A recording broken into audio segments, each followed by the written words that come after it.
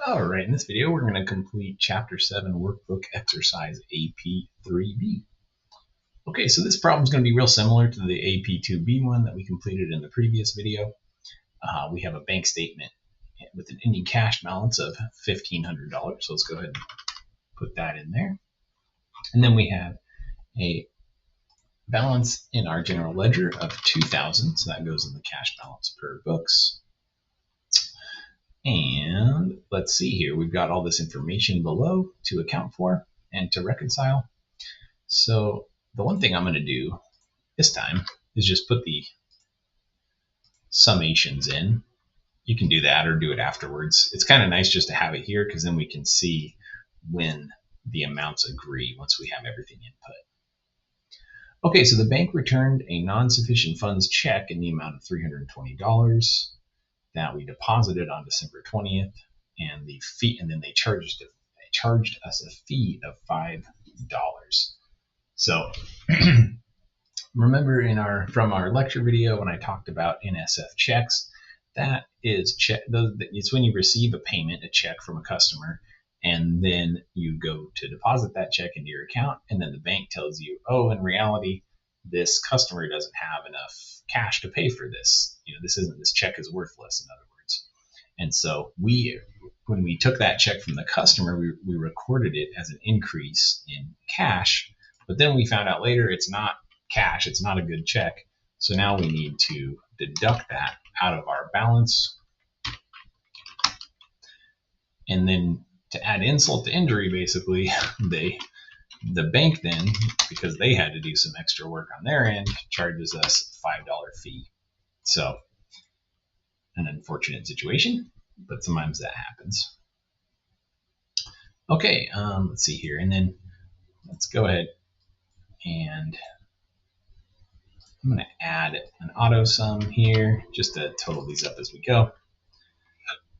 Okay, that's that one. A direct deposit was received from a customer in payment of their accounts totaling $3,850, and we had not yet recorded that.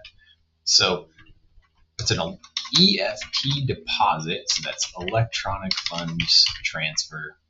So it's basically just the customer paying us. Do a little summation there. And yeah, we got the money. We just hadn't recorded it yet because we didn't notice that happened until we're analyzing our bank statement here. Okay, on December 30th, the bank deposited $10 for interest earned. So that's going to be an increase to our book amount. And the bank withdrew $15 for the service fees. So we'll say bank service fee $15. Okay, make sure your formulas capture all that. And then that arrives at $5,520. We're getting close to having everything. We just have one more transaction to account for. And we had this deposit in transit again on December 31st that totaled $4,020. And that was money that we put into the bank. It hasn't reflected in the bank balance yet because it happened on the very last day. Sweet. And then you can see once you get all those in, the ending adjusted bank and book balances now agree. So we're complete with our bank reconciliation. And now we just need to do our journal entries. So we can start with, just kind of start down from the top. Remember, it's everything that is on the book side is what's going to be recorded. And everything with an addition is going to be a cash increase. Okay? So a cash debit. So the first one, it's an addition. It's an EFT deposit. And that was in payment of this customer's account. So it's accounts receivable that's going to be reduced. And we could say collected outstanding. We'll just say AR, account receivable. So cash goes up, our AR goes down. We've collected that money. Just kind of your standard run-of-the-mill cash collection entry. Again, we just didn't know about it because it was directly deposited through our bank. Okay, so what's the next one? Interest earned. So again, cash is going to be our increase. Interest revenue. That was $10.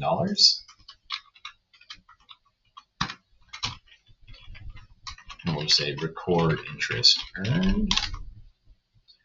Okay, now we have 3 reducing entries. So the first one is that non-sufficient funds check. So the check, bounced back to us, a bounced check. So we still want to collect this money from that customer. So we're now going to record an accounts receivable to indicate that we need to still receive that money from the customer. And we're going to reduce our cash balance because we thought we recorded the cash. We thought we received cash, but that was not the case because it was a bad check.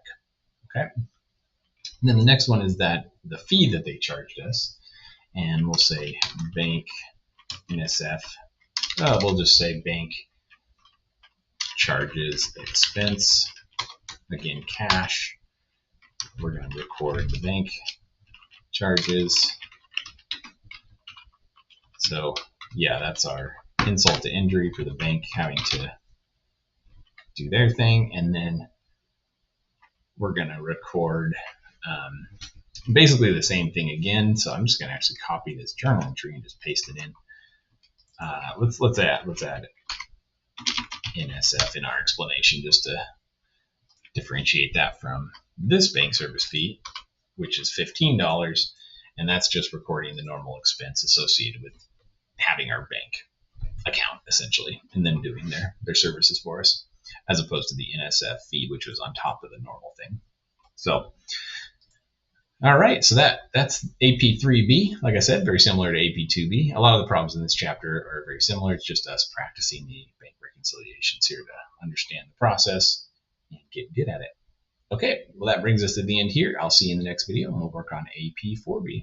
Thanks.